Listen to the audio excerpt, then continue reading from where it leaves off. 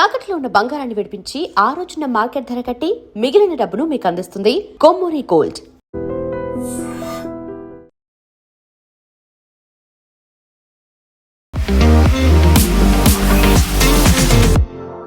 నమస్తే, నేను Kavitha. Welcome to I dream news and నిజాలు. ఇరాన్ మీద అమెరికా, ఇజ్రాయెల్ దాడి ప్రారంభించి అది యుద్ధంగా కన్వర్ట్ అయిన తర్వాత ఇప్పుడు 6వ రోజు కూడా భీకరంగానే కొనసాగుతోంది. ఇరువైపులా ప్రాణ నష్టం జరుగుతోంది, ఆయుధ నష్టం, ఆస్తి నష్టం కూడా జరుగుతోంది. అయితే ఇప్పుడు ప్రపంచాన్ని వణికిస్తున్నటువంటి అతిపెద్ద సమస్య అక్కడి నుంచి రావాల్సినటువంటి హర్మూజ్ జలసంధిని మూసేసిన తర్వాత చమురు, సహజవాయులు నిల్మల మీద ఇప్పుడు ప్రపంచమంతా చర్చించుకుంటోంది. భారతదేశానికి సంబంధించి కేవలం 20 రోజుల వరకు మాత్రమే నిల్వలు ఉన్నాయి అనేటువంటి ఒక సమాచారం ఇప్పుడు భయపెడుతోంది. నిజంగా హర్మూజ్ జలసంధిని మూసేస్తే ఇంత ఎఫెక్ట్ ఎందుకుంది, ఎప్పటి వరకు ఇది సాల్వ్ అవుతుంది? మనతో పాటుగా ఉన్నారు సీనియర్ జర్నలిస్ట్ సురేష్ కొచ్చాతిల్ గారు. సార్ నమస్తే. సో చాలా క్లియర్గా అయితే చెప్తున్నారు, హర్మూజ్ జలసంధిని మేము ఎట్టి పరిస్థితులను ఓపెన్ చేయం అన్లెస్ అంటిల్ యుద్ధం గెట్స్ కంప్లీటెడ్, అది అయ్యే వరకు అనేది. ఇంపాక్ట్ ఎంత ఉంటుందంటారు? మనం అనుకుంటాం ఎప్పుడు స్ట్రెయిట్ ఆఫ్ హార్మూజ్ అనగానే దానికి ఒక సిగ్నిఫికెన్స్ ఏంటంటే దాని నుంచి వచ్చే ఆయిల్లో 60 నుంచి 70% అప్ టు 80% సమ్టైమ్ ఏషియాకి వెళ్తుంది. యూరోప్కి ఎక్కువ లేదు, అమెరికాకి అసలు లేదు, సౌత్ అమెరికా కూడా లేదు. అంటే మన ఇంపాక్ట్ ఉండబోయేది చైనా, ఇండియా, ఇండోనేషియా, అటువైపు ఉన్న కంట్రీస్ అని, మలేషియా అంతా, శ్రీలంక కూడా ఉంటుంది. సో అది చాలా క్రూషల్ అన్నమాట. ఇప్పుడున్న పరిస్థితుల్లో మనం అనుకుంటాం ఆయిల్ ఒకటే అనుకుంటాం, కాదు. ఆయిల్తో పాటు 40% ఆఫ్ వరల్డ్స్ ఫర్టిలైజర్ ఈ రూట్ నుంచి వస్తుంది. 40% పెట్రోకెమికల్స్ ఈ రూట్ నుంచి వస్తుంది. ఇప్పుడు ఆప్షన్ ఏంటంటే దీంట్లో వీళ్ళు ఫస్ట్ నేర్చుకున్నారు ఇరాక్ వార్ టైంలో, స్ట్రెయిట్ ఆఫ్ హార్మూజ్ అంతా చాలా టెన్షన్లో వచ్చినప్పుడు ఒక ఆయిల్ పైప్ లైన్స్ వేసుకుందని చెప్పి సౌదీ అరేబియా, మిగతా దేశాలన్నీ కలిసి ఒక pipe line, over the land pipe line వేసుకున్నారు. ప్రతిరోజు ఈ స్ట్రెయిట్ ఆఫ్ హార్మూజ్ నుంచి ట్రావెల్ చేస్తున్నది ఆల్మోస్ట్ 20 బిలియన్ బ్యారల్స్ ఆయిల్. దాన్ని రీప్లేస్ చేయడం అంత ఈజీ కాదు. సో దాన్ని రీప్లేస్ చేయాలంటే ఆయిల్ పైప్ లైన్ 50% రీప్లేస్ చేయగలదు, మిగతా 50% ఆగిపోతుంది. ఇప్పుడు ప్రెసిడెంట్ ట్రంప్ ఏమంటున్నారంటే నేను యుఎస్ నేవీని పెడతాను, US navy will take care of the entire strait of Hormuz అని. అంత ఈజీ కాదు. బహుశా నేను ఎక్స్ప్లెయిన్ చేసి ఉంటాను. స్ట్రెయిట్ ఆఫ్ హార్మూజ్ ప్రాబ్లం ఏంటంటే ఒకటి, ఇట్స్ వెరీ షాలో. పెద్ద పెద్ద షిప్లు చాలా కేర్ఫుల్గా వెళ్ళాల్సి వస్తుంది. జస్ట్ 3 కిలోమీటర్స్ వెడల్పు మాత్రమే ఆ టర్న్లో ఉంటుంది, ఒక్క టర్న్. కానీ 39 ఉంది maximum. That is 39 kilometers of width ఉంది ఒక పాయింట్లో minimum. That is the narrowest point. కానీ దాంట్లో ట్రావెల్ చేయగలిగేది 3 నుంచి 6 కిలోమీటర్లే విడ్త్. మిగతా అన్ని శాండ్ ఉంటుంది చాలా మటుకు. చాలా కేర్ఫుల్గా తీసుకెళ్తుంది. దాని నుంచి వెళ్ళే షిప్స్ వాళ్ళ క్యాప్టెన్స్ అంతా ఎక్స్పీరియన్స్డ్, ఆ రూట్లో ట్రావెల్ చేసేటవాళ్ళు. ఈ ప్రాబ్లం ఎక్కడ వస్తుందంటే ఇప్పుడు అది ఆగిపోయింది అనుకోండి, ఎక్కువ రోజులు ఆగదు. ఎందుకంటే ఒకటి, ఇరానియన్ రెవల్యూషనరీ గార్డ్స్ అంటున్నారు మేము దాని మీద కంట్రోల్ ఉంది మాకు అంటున్నారు. కానీ ఇప్పుడు లాస్ట్ ఒక 24 గంటల సేపట్లో ఇరానియన్ నేషనల్ గార్డ్ మీద చాలా దారుణమైన ఎయిర్ రైడ్స్ జరిగింది. హారబుల్ అనమాట. అంత ఇజ్రాయెల్ అండ్ అమెరికా కలిసి కొడుతున్నారు. ఒక గంట సేపు ఆల్మోస్ట్ 26 ఇజ్రాయేలీ ఎయిర్క్రాఫ్ట్ కలిసి కొట్టారు వాళ్ళు. బహుశా ఇంకొక 2-3 రోజుల్లో అమెరికన్ షిప్స్ రావడం మొదలు పెడతారు అక్కడ, అమెరికన్ నేవల్ షిప్స్. ఒకసారి అమెరికన్ నేవల్ షిప్స్ వస్తే మళ్ళీ ఈ షిప్స్ అన్నీ ఒకటే కాన్వాయ్ రూట్లో ట్రావెల్ కావచ్చు. అంటే ఒకటేసారిగా అందరు ట్రావెల్ చేస్తారు, ఇండివిజువల్గా ట్రావెల్ చేయకుండా. సో చాలా మటుకు it will be handling the problem. Fertilizer మీరు ఓవర్లాండ్ రూట్ నుంచి తీసుకురావాల్సి వస్తుంది. ఫర్టిలైజర్ మీరు ఇప్పటి నుంచి పక్కన పెట్టండి. First oil priority, next petrochemicals చూసుకోవాల్సి వస్తుంది. అది కాకుండా ఈవెన్ మన వైపు నుంచి పంపించే సరుకులు ఇప్పుడు అది పెద్ద ప్రాబ్లం అయింది. వెజిటబుల్స్ అండ్ బాస్మతి రైస్, మిగతా ఎసెన్షియల్. దానికోసం యూఏఈలో ఉన్న మాల్లో వాళ్ళ క్రౌన్ ప్రిన్స్ తిరిగి దుబాయ్ మాల్లో మాట్లాడుతున్నారు కన్స్యూమర్స్తో, ఏం టెన్షన్ లేదు, అన్నీ వస్తుంది, భయపడకండి అని చెప్పి. ఎందుకంటే వాళ్ళ దగ్గర కావాల్సిన కూరగాయలు కానీ మీట్ కానీ అంతా బయట నుంచి రావాలి. అందులో ఇప్పుడు మళ్ళీ రంజాన్ సీజన్. సో ఇప్పుడు ప్రాబ్లం ఇదే అనమాట. సో అక్కడ కావాల్సిన సరుకులు ఉండాలి, అది రావాల్సి ఉంటుంది. సో అది మనకి మన గల్ఫ్ నుంచి బయటకు వెళ్ళడం ఒకటే కాదు, గల్ఫ్కి వచ్చేది కూడా ఆగిపోతుంది. సో దానికోసం ఇప్పుడు వీళ్ళందరూ కలిసి నిన్న శ్రీలంక దగ్గర ఉన్న ఒక ఇరానియన్ షిప్ని పేల్చివేశారు, మీరు చూసుంటారు. 38 మంది బయటపడ్డారు, కానీ 86 మంది కనిపించట్లేదు.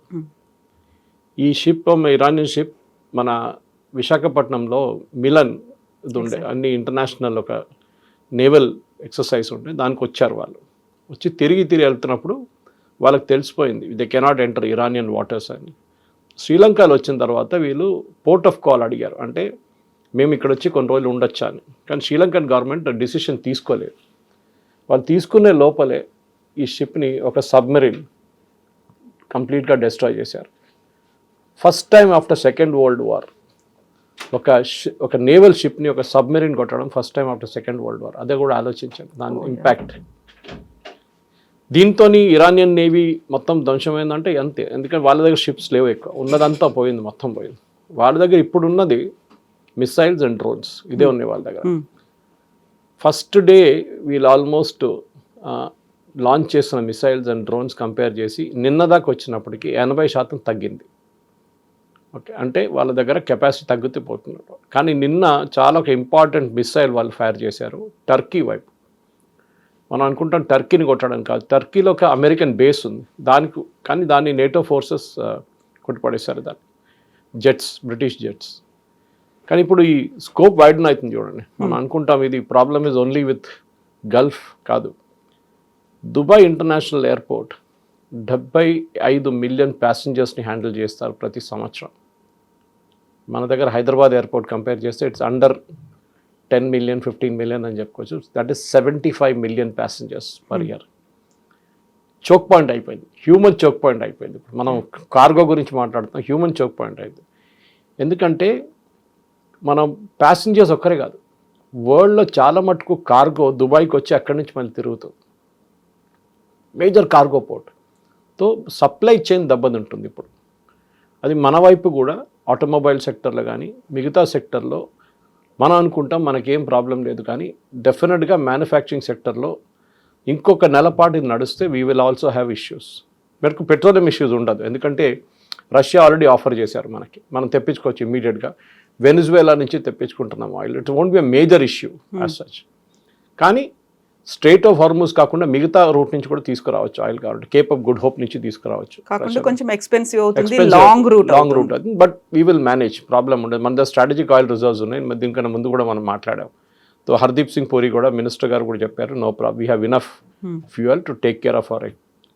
కానీ లోకం కూడా మనకిప్పుడు మనం చూడండి ఏంటంటే మనం ఓన్లీ ఆయిల్ రూట్ చూస్తున్నాం, ఓన్లీ సీ రూట్ చూస్తున్నాం, ఎయిర్ రూట్ కూడా దెబ్బతింటుంది. మన దగ్గర ఉన్న ఎంతోమంది passengers Dubai, Bahrain, Qatar, Oman, Saudi Arabia చాలా ప్లేసెస్లో స్టక్అప్ అయిపోయారు. ఇప్పుడు ఎయిర్ ఇండియా ఇప్పుడు లాస్ట్ 4 రోజుల్లో క్యాన్సిల్ చేసిన టోటల్ నెంబర్ ఆఫ్ ఫ్లైట్స్ 1500.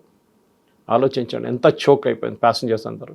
ఇవాళ పేపర్లు చూసాను, చాలామంది మన తెలుగు స్టేట్స్ నుంచి వాళ్ళు దుబాయ్లో ఉన్నారు, కొంతమంది ఖతార్లో ఉన్నారు. వాళ్ళని ఎట్లా తీసుకురావాలి రిటర్న్ ఇప్పుడు? సో ఎయిర్ ఇండియా ఇప్పుడు అడిషనల్ ఫ్లైట్స్ ఆపరేట్ చేస్తున్నారు వాళ్ళని తీసుకురావడానికి. ప్రయారిటీ ఎవరెవరిది వీసా ఎక్స్పైర్ అయిందో వాళ్ళది ఫస్ట్. ఎవరికైనా హెల్త్ ప్రాబ్లమ్స్ ఉన్నాయి వాళ్ళకి, ఎమర్జెన్సీస్, పర్సనల్ ఎమర్జెన్సీస్, ఇంట్లో ఎవరైనా చనిపోయారో లేకుంటే పెళ్లి ఉందో అట్లాంటివి ఉన్న వాళ్ళకి ఇస్తున్నారు, ఆప్షన్ ఇస్తున్నారు. దాని తర్వాత అక్కడున్న గవర్నమెంట్ ఏం చేశారంటే, and which is I think one of the best PR stunt అని చెప్పొచ్చు, కానీ really that did it. UAE government ఏం చెప్పారంటే, వాళ్ళ దగ్గర ఉన్న ఏ టూరిస్ట్ అయినా కానీ భారతదేశం నుంచి కానీ ఎక్కడి నుంచి అయినా వచ్చిన వాళ్ళు ఉంటే వాళ్ళని మేము ఫ్రీగా చూసుకుంటాం, వాళ్ళ ఫ్లైట్స్ అరేంజ్ చేసేదాకా we will take care of them as a guest. కానీ చాలామంది దాంట్లో ఇప్పుడు వచ్చేస్తున్నారు. మా కూతురు కూడా స్టక్అప్ అయిపోయింది, మీకు చెప్పాను చూడండి, నిన్న కైరోకి వెళ్ళాలండే, she was stuck in Bahrain నుంచి దమాం తీసుకొచ్చారు గల్ఫ్ ఎయిర్ వాళ్ళు, దమాం నుంచి she was flown to Cyprus నుంచి కైరో. సో యూజువల్ గా ఎన్ని గంటలు పడుతుంది? ఒక 20 hours పట్టేటువంటి ఒక జర్నీ 5 days అయింది to reach Cairo. Today she reach Sharm el Sheikh which is their Goa of Egypt. సో ఇది పెద్ద ప్రాబ్లం కవిత గారు. ఒక్క చిన్న ఎగ్జాంపుల్, మా కూతురు మా సన్నిలా గురించి చెప్పినప్పుడు ఆలోచించండి ఎంతమంది స్టక్అప్ అయిపోయాయంటే, వాళ్ళకి ప్రెషర్ లేదు, they work from home, so వాళ్ళు ఎక్కడి నుంచి పని చేసుకోవచ్చు. కానీ చాలామంది ఫ్యామిలీస్కి ఈద్ టైం వాళ్ళు ముందే టికెట్లు బుక్ చేసుకుంటారు. ఇప్పుడు నిన్న మై బ్రదర్ వాస్ టెలింగ్, ఆయన ఒమాన్లో ఉంటారు, last 22 years is in Oman. ఆయన అంటున్నాడు నిన్న రాత్రి అక్కడి నుంచి ఇండియాకి వచ్చే ఒక flight tickets is going at 1,40,000, 1,20,000. So చాలా మటుకు ఇట్లా రేట్స్ ఇంక్రీజ్ అవుతున్నాయి అన్నమాట. అంటే ఇట్స్ ఇండైరెక్ట్ ఫ్లైట్స్కి చెప్తున్నాను నేను. సో ఇది చూసుకోవాల్సింది. సో బాధ్యత ఉంది, మన గవర్నమెంట్ కూడా బాధ్యత. ఇంకా మనకి నేషనల్ క్యారియర్ లేదు ఇప్పుడు. మోస్ట్ ఆఫ్ ద కంట్రీస్కి, గల్ఫ్ కంట్రీస్కి నేషనల్ క్యారియర్స్ ఉంటుంది. ఫర్ ఎగ్జాంపుల్ బహ్రెయిన్ చెప్పాను చూడండి, వాళ్ళకి గల్ఫ్ ఎయిర్ ఉంది, ఎమిరేట్స్ ఉంది దుబాయ్ వాళ్ళకి, అట్లనే మిగతా సౌదీ ఉంది, సో ఖతార్ ఉంది. కానీ వాళ్ళంతా ఇప్పుడు చాలా మటుకు వాళ్ళు స్టక్అప్ అయిపోయారు. పైలట్స్ ఎక్కడో ఉన్నారు, ఎయిర్ క్రాఫ్ట్ ఎక్కడో ఉంది, షెడ్యూలింగ్ ఎక్కడో పడిపోయింది. అది చాలా మటుకు ప్రాబ్లం అయింది. నిన్న మనామాకి వచ్చింది, బహ్రెయిన్ నుంచి దమామ్కి వచ్చినప్పుడు ల్యాండ్ రూట్ నుంచి వచ్చారు మా కూతురు. ఎందుకు ఎగ్జాంపుల్ చెప్తున్నా అంటే ప్రాబ్లమ్స్ ఎట్లా ఫేస్ చేయాలి. 11 బస్సులలో తీసుకొచ్చారు ప్యాసింజర్స్ని from Bahrain to Dammam, which is in Saudi Arabia. Border crossing దగ్గర సౌదీ వాళ్ళు ఆపేశారు, వీసా ఇవ్వలేదు. అది గల్ఫ్ ఎయిర్ చూసుకుంటారు, వాళ్ళే వీసా ఫీ కడుతున్నారు, అన్నీ చేస్తున్నారు ప్యాసింజర్స్ కోసం, కానీ రానియట్లేదు. వాళ్ళు అంటున్నారు చాలా ప్రాబ్లమ్స్ ఉంది మా దగ్గర కూడా. లాస్ట్ గవర్నమెంట్ నెగోసియేషన్ నడిచింది, ఈ ప్యాసింజర్స్ని అందరు క్లియర్ చేశారు. ఆల్మోస్ట్ 11 ఫ్లైట్స్లో ఉన్న ప్యాసింజర్స్ ఉన్నారనమాట బస్సెస్లో. దాని తర్వాత వచ్చిన తర్వాత నిన్న మొత్తం రోజు వెయిట్ చేసిన తర్వాత సాయంత్రమే అన్ని ఫ్లైట్స్ క్లియర్ చేశారు ఒకటేసారి ఒక 25 ఫ్లైట్లు క్లియర్ చేశారు, వన్ ఆఫ్టర్ అనదర్. సో ఇక్కడ ప్రాబ్లం ఏం రాబోతుందంటే, ఒకటి హ్యూమన్ ప్రాబ్లం, రెండవది liquefied natural gas and oil problem, మూడవది ఎసెన్షియల్ కమాడిటీస్. మన దగ్గర కూరగాయలు పంపించేటోళ్ళు కూరగాయలు స్పాయిల్ అని చెప్పి డిస్కౌంట్లు అమ్మేసుకుంటున్నారంట భారతదేశంలో. ఇప్పుడు వాళ్ళు పంపించలేకపోతున్నారు. సో మీరు ఉల్లిపాయలు అంటే మీరు కోల్డ్ స్టోరేజ్లో పెట్టుకోవచ్చు, టమాటో ఏం చేస్తారు, క్యాప్సికమ్ ఏం చేస్తారు, ఇట్లాంటి ప్రోడక్ట్స్ అన్ని స్పాయిల్ అవుతుంది. సో వాళ్ళు కాబట్టి అన్ని they can't do anything. Times of ఇండియాలో పెద్ద ఆర్టికల్ వచ్చింది దాని మీద, selling it at discount, desperate discount అని. ఇది ఈ ఇరాక్ వార్ ఉన్నప్పుడు కూడా మనం చూసాం, చాలా మటుకు ఇట్లాంటి ఇష్యూస్ జరిగింది ఆ టైంలో, సద్దాం హుసేన్ టైంలో. ఇప్పుడు దాది కాదు, వాళ్ళు 10 సంవత్సరాలు పోరాడారు ఇద్దరు. If you remember, they fought for 10 years. ఇప్పుడు అది కాదు, this is only 5th day. దాని ఇంపాక్ట్ ఆల్రెడీ పించ్ అవుతుంది అందరికీ. ఇప్పుడు అమెరికా ఒక ఎగ్జిట్ స్ట్రాటజీని చూస్తున్నారు, దీని నుంచి బయటికి ఎట్లా పడాలి. బర్డెన్ ఎక్కువైపోతుంది. అభిమన్యుని చక్రవ్యూహంలో పంపించినట్లు అయిపోయింది, బయటికి రావడానికి నేర్పియలేదు. This is going to be exit. ఏం ఎగ్జిట్ స్ట్రాటజీ ఉండబోతుంది. రెజీమ్ చేంజ్ జరగట్లేదు, జరుగుతుంది కానీ టైం పడుతుందంటే అమెరికన్ కాంగ్రెస్ దగ్గర నుంచి అప్రూవల్ తీసుకోవాల్సి వస్తుంది. నిన్న ఆల్రెడీ ఒక రెజల్యూషన్ పాస్ చేసేసారు, ఎట్లా with great deal of difficulty for Trump pass చేశారు. That is 53 to 47 votes.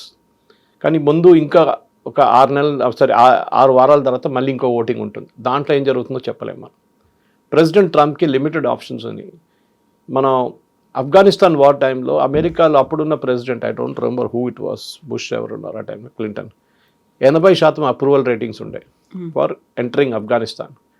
Entering Iraq, Saddam Hussein అండర్లో ఆపరేషన్ డెజర్ట్ స్టామ్ అనుకుంటాను, that was a code name for that operation. That had 65% approval ratings. దీనికి 30% approval ratings కూడా లేదు.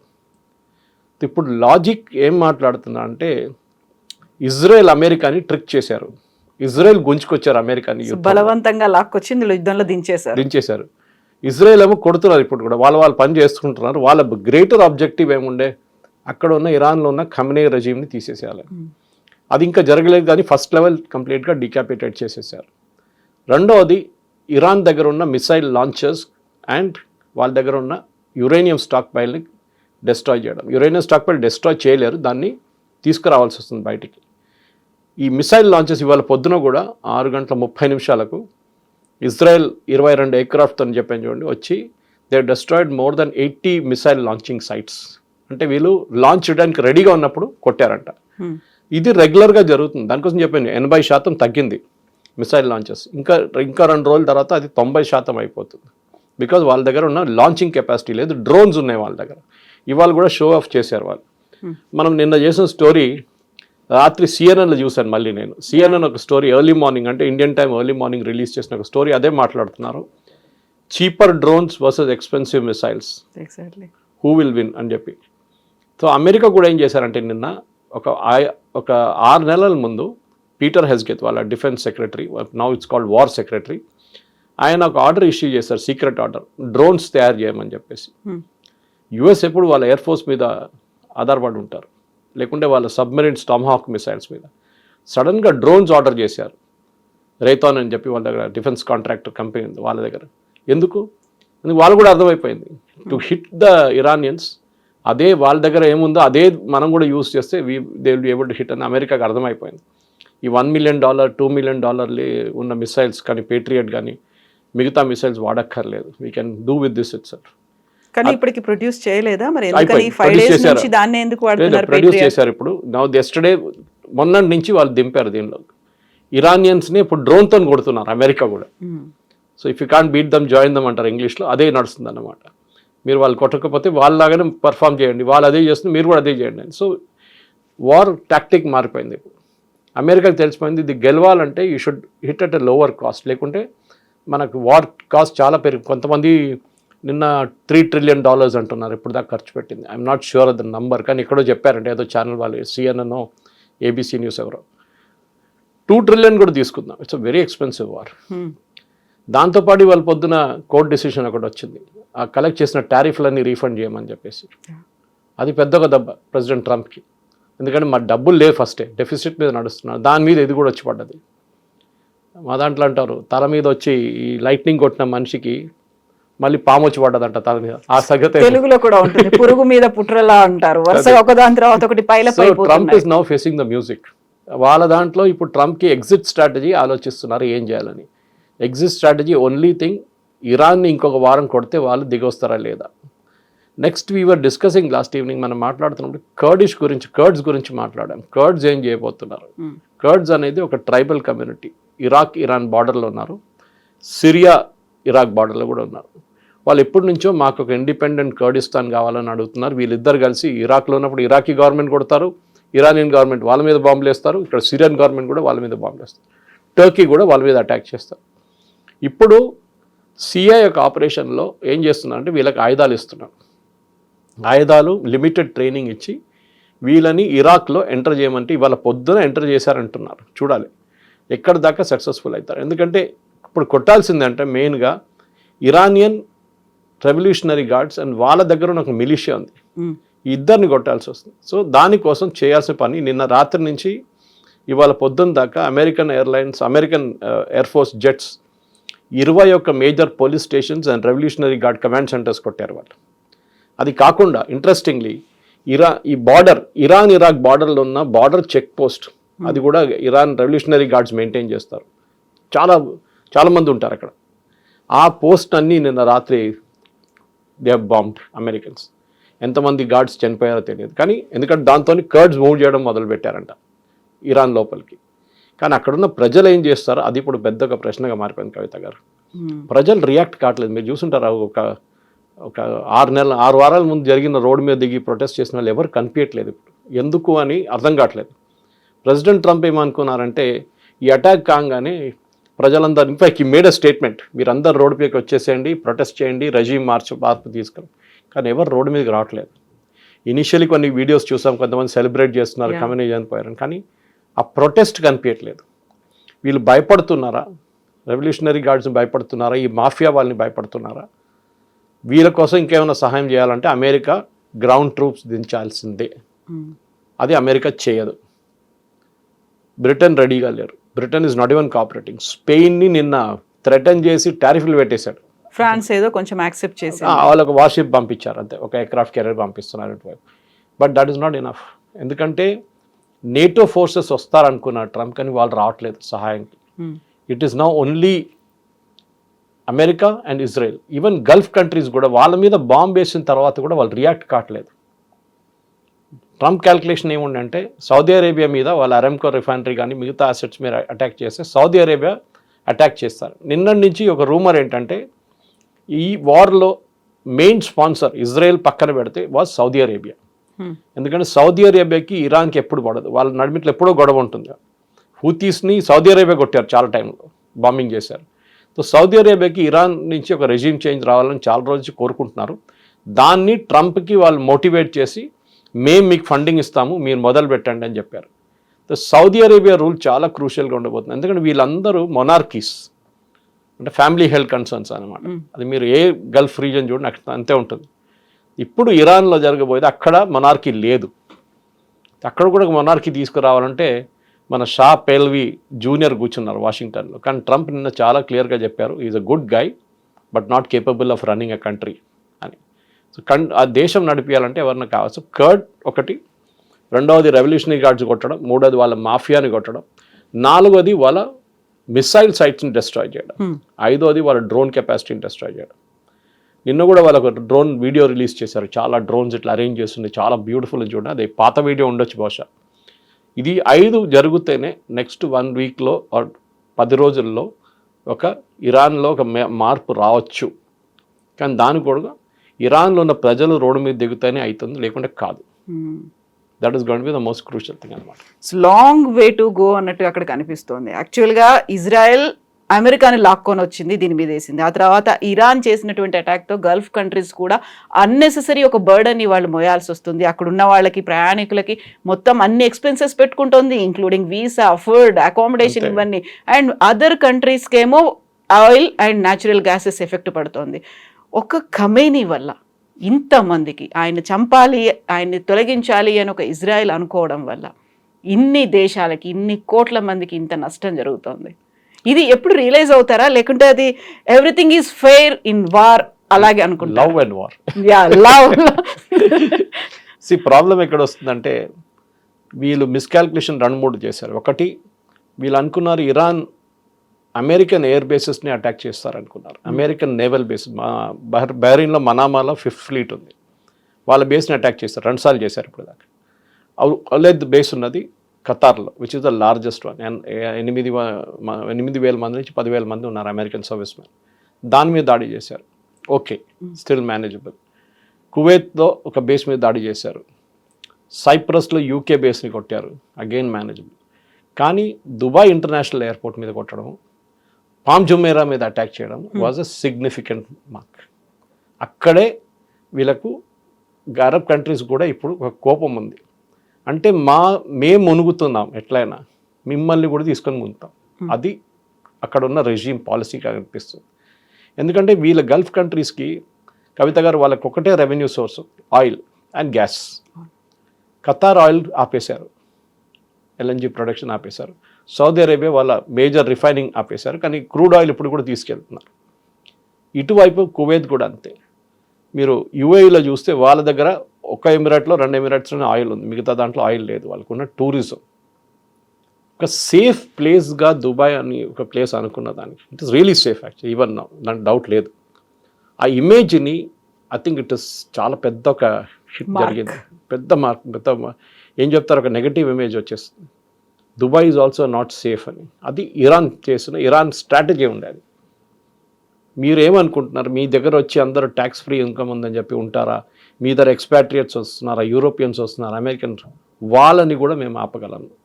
75 million passengers తీసుకెళ్తే Dubai ఎయిర్పోర్ట్ని కూడా మేము కావాలంటే ఆపొచ్చు. We will destroy your economy.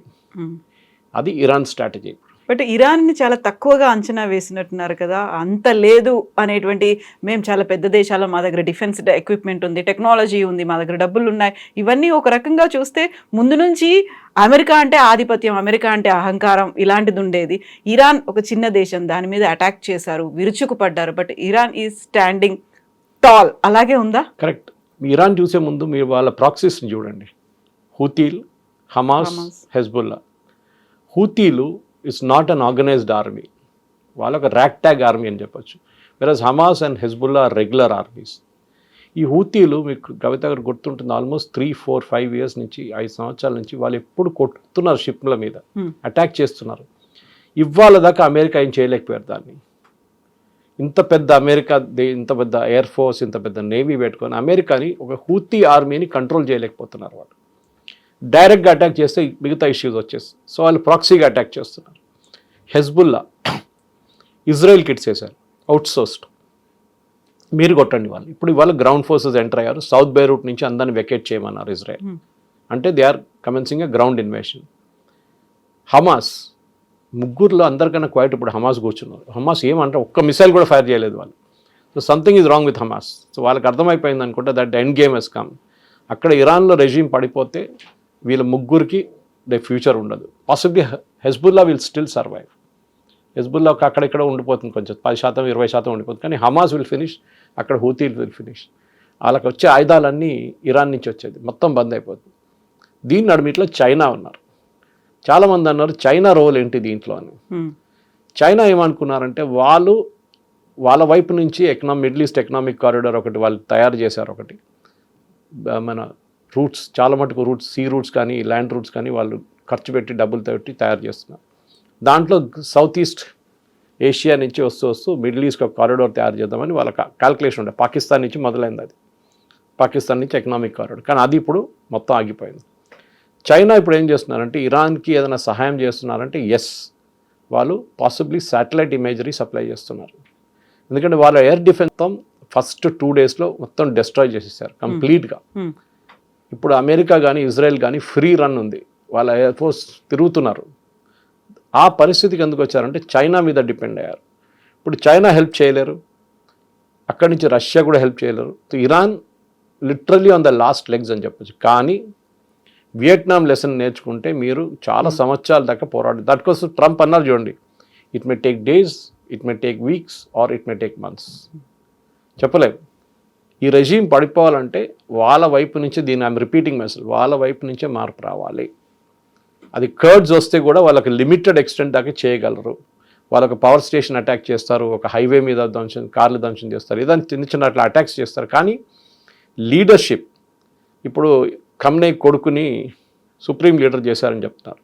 ఇప్పుడు వాళ్ళే డినై చేస్తున్నారు, మేమేం డిసిషన్ ఇంకా తీసుకోలేదు. ఖమ్నే ఫ్యూనరల్ ప్లాన్ చేశారు ఇవాళ రేపటికి, అది క్యాన్సిల్ చేశారు.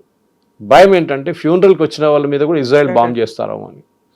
అది చేశారు కూడా దీనికన్నా ముందు, వాళ్ళు లెబనాన్లో చేశారు, బేరూట్లో చేశారు, లెబనాన్లో ఇట్లా same attack they carried out.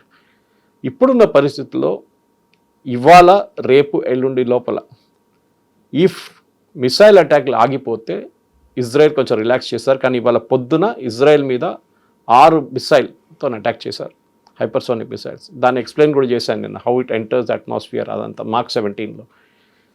ఇప్పుడున్న భయం ఇజ్రాయెల్కి అదొకటే. ఆ మిసైల్స్ని ఆపడానికి ఇప్పుడు నంబర్ ఆఫ్ మిసైల్స్ తగ్గింది కవిత గారు. లాజిక్ ఏంటంటే మీరు 25 మిసైల్స్ ఒకటేసారి పంపిస్తే మీకు ఐరన్ డోమ్ని దాన్ని ట్యాకిల్ చేయడానికో, లేకుంటే డేవిడ్ స్లింగ్ దాన్ని ట్యాకిల్ చేయడానికో, లేకుంటే యారో ట్యాకిల్ చేయడానికి టైం పడుతుంది, ఆ కెపాసిటీ తగ్గిపోతుంది.